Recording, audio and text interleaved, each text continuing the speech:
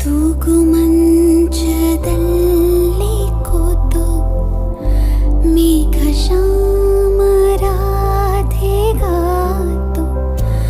ಆಡುತ್ತಿಹನು ಏನೋ ಮಾತು. ರಾಧೆ ನಾಚುತ್ತಿದ್ದಳು ಸೆರಗ ಬೆರಳಿನಲ್ಲಿ ಸುತ್ತಿ ಜಡಿಯ